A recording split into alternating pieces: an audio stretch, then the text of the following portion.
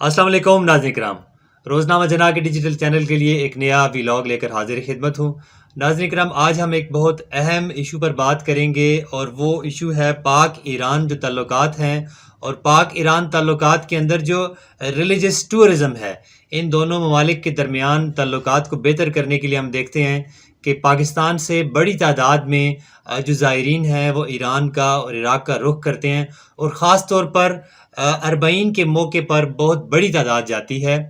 اور ایسے ہی ایک زائر آج ہمارے ساتھ موجود ہیں، جناب خلیل عباس صاحب۔ خلیل عباس صاحب، میں آپ کو ویلکم کرتا ہوں۔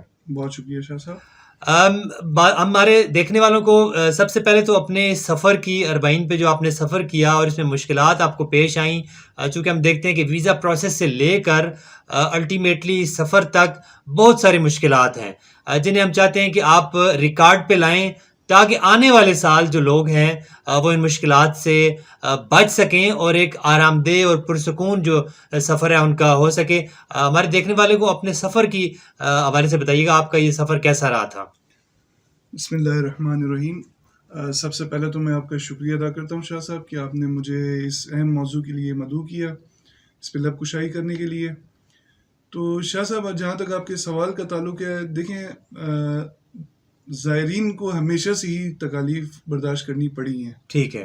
وقت کے ساتھ ساتھ ان میں کمی آتی گئی ہے، بہتری آتی گئی ہے، اور انشاءاللہ یہ مزید بہتری کی طرف آگے جائے گا۔ ٹھیک ہے، مگر ان چیزوں کو آپ نے، ہم نے پوائنٹ آؤٹ کرنا ہے۔ پوائنٹ آؤٹ کرنا ہے کہ یہ لوگوں تک پہنچے مشکلات زائرین کی۔ تو زائرین کی مشکلات ویزا پروسیس سے ہی سٹارٹ ہو جاتا ہے۔ ٹھیک ہے۔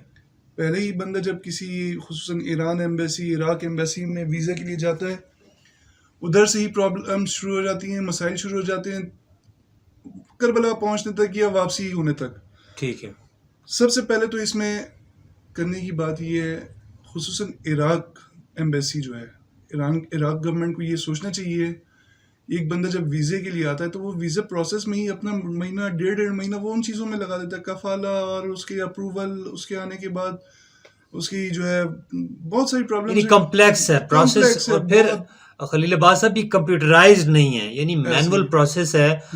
ایران ایمبیسی جو ہے ٹو سم ایکسٹینٹ انہوں نے کمپیوٹرائزڈ کر لیا اپنے معاملے کو، کہ آپ اپلائی کرتے ہیں اور پھر آپ ایک اپنا پاسپورٹ اور ایک پرنٹ لے کے آپ ایران ایمبیسی چلے جاتے ہیں اور وہ آپ کو اسی وقت کمپیوٹرائزڈ ویزا دے دیتے ہیں۔ ایران ایمبیسی بہت ایزی ہے ویزا لینا ایران ایمبیسی سے، مگر پرابلمز ویزا کے حوالے سے عراق ایمبیسی کے پاس ہیں۔ ٹھیک ہے۔ اس کے بعد ویزا لے لیا آپ نے، آپ چلے گئے، آپ بارڈر پہنچے، بارڈر پہنچنے کے بعد پاکستانی بارڈر کے جو مسائل ہیں وہ کسی سے ڈکی چھپی نہیں ہے، وہاں پہ زائرین کے لیے کوئی انتظامات نہیں ہیں، کانوائے کے پروسیس ہیں، سو مسئلے ہیں، سو مسائل ہیں اس طرف۔ یعنی پہلے کوئٹہ میں انہوں نے پڑاؤ ڈالنا ہے، وہاں پر بھی آپ دیکھتے ہیں کانوائے کا کہ انتظار کرنا ہے، کانوائے آپ کو 10 دن بعد ملتی ہے، 5 دن بعد ملتی ہے، آپ کی قسمت ہے۔ صحیح۔ اور بعض دفعہ تو کئی دن چلتی ہی نہیں ہے، اور اس کے علاوہ جو باقی دیگر وہاں پہ رہنے اور کوئی انتظامات زائرین کے لیے وہاں پہ کچھ بھی نہیں ہے۔ کچھ بھی نہیں ہے۔ صحیح۔ اس کے بعد جب آپ بارڈر کراس کر کے ایرانی سرحد میں گھستے ہیں، صحیح، داخل جب آپ ہوتے ہیں، تو زائدان اور چابہار میں ٹھیک ہے، ایران کی اپنی پبلک جو ہے وہ زائرین کے ساتھ ظلم کی بات، ظلم کرتی ہے۔ اور خاص طور پہ خلیل عباس صاحب بتائیے گا کہ جو وہاں کا ٹرانسپورٹ کا جو طبقہ ہے، ٹرانسپورٹ مافیا پوری ورلڈ میں ایک جیسا ہی ہے۔ آپ دیکھیں کہ وہ جس طریقے سے پاکستان میں عام آدمی کے ساتھ یہ ٹرانسپورٹر سلوک کر رہے ہوتے ہیں، تو ایران میں بھی ہم نے سنا ہے کہ وہ ایسا ہی سلوک کرتے ہیں۔ جی ایسے ہی ہے، بلکہ میں کہتا ہوں شاید پاکستان میں وہ ظلم نہ ہوتا ہو جو اربعین کے ایام میں ایران میں ہوتا ہے۔ ٹھیک ہے۔ آپ نارمل دنوں میں آپ اگر قم کی طرف چابہار یا زائدان سے ٹریول سٹارٹ کریں تو آپ کا کرایہ جو ہے وہ پاکستانی روپے میں کوئی 2500، 2000، 3000 کے لگ بھگ ہے۔ ٹھیک ہے۔ جبکہ اربعین کے ایام میں وہی سفر وہی، مگر لوگ 10-10 ہزار دینے پر مجبور تھے ایک نارمل بس کے سیٹ کے لیے۔ یعنی ایرانی گورنمنٹ نے کیا اس موقع کو ایک غنیمت جانتے ہوئے کہ ٹورزم آ رہی ہے، کچھ ٹورسٹ آ رہے ہیں، کیا انہوں نے کچھ اسپیشل انتظامات نہیں کیے تھے، گاڑیاں اسپیشل چلا دیتے، ایسا کچھ انتظامات ان کی طرف سے ہوئے، مگر جب پانی سر سے گزر گیا، ٹھیک ہے، جب زائرین خوار ہو گئے، جب جو انہوں نے تکالیف برداشت کرنی تھی کر لی، 3-3، 4-4 دن لوگ پھنسے رہے وہاں، اس کے بعد پھر ایرانی گورنمنٹ جو ہے وہ حرکت میں آئی, انہوں نے جو ہے وہ بسز وغیرہ کا انتظام کیا, ٹھیک ہے, ٹرانسپورٹ کو اپنی نگرانی میں لیا, ایویکویٹ کیا انہوں نے, مگر بہت دیر سے, جب زائرین اپنی مشکلات گزار چکے تھے. کیونکہ خاور بھائی, اپنا خلیل بھائی, بات یہ ہوتی ہے کہ لوگ جو ہے اربعین کے ان 10 دنوں میں جب وہاں پہ عروج ہوتا ہے, وہاں پہ رونق ہوتی ہے, اس وقت وہ وہاں پہنچنا چاہتے ہیں کہ ان ایام میں جا کے وہ پرسہ پیش کر سکیں. تو آپ کے خیال میں وہ لوگوں کا دل نہ ٹوٹ جاتا ہوگا کہ جو بیچارے رہ جاتے ہیں اس سے؟ دیکھیں, یہ چیز میں خود بھی جو ہے وہ ان لمحات سے گزرا ہوں, ان احساسات سے گزرا ہوں. صحیح. ظاہر جب جاتا ہے تو اس کی کوشش ہوتی ہے کہ وہ جلد سے جلد اپنے مولا کے پاس پہنچے, ان ہستیوں کے پاس پہنچے, ان درباروں میں پہنچے, وہاں پہ وہ اپنی حاضری دے. تو لوگوں کی تمنائیں بڑی ہوتی ہیں ان چیزوں پہ جو ہے وہ, اس کا جب وہ ان حالات کا سامنا کرتا ہے تو لوگوں کے, میں نے وہاں پہ لوگوں کو بددعائیں دیتے ہوئے بھی سنا ہے, لوگوں کو روتے ہوئے بھی دیکھا ہے, گڑگڑاتے ہوئے بھی دیکھا ہے. وہاں پہ ظاہر سی بات ہے, دل تو ٹوٹتا ہے. چلیں, ہم نے ایک کریٹیکل انالیسس بھی ہم نے کر لیا, چند اچھی چیزیں بھی بہت زبردست ہیں.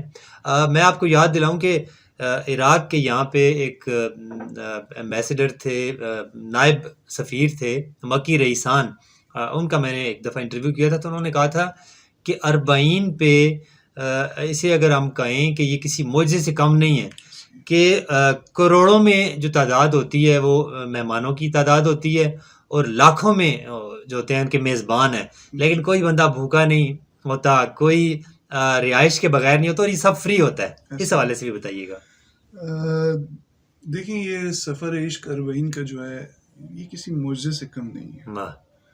معجزے سے اس لیے کم نہیں ہے, میں اب یقین مانیں جب میں آپ کو یہ اپنے احساسات بتا رہا ہوں, اس طرف جب میں آپ کو لے کے جا رہا ہوں, تو میرے پر گوز بمز جس کو ہم کہتے ہیں وہ بیان کرتے ہوئے میری وہ کیفیت ہو رہی ہے. کیونکہ دیکھیں, ایک کربلا کی آبادی میں نے سنا ہے کہ 5 سے 10 لاکھ کے لگ بھگ ہے. صحیح.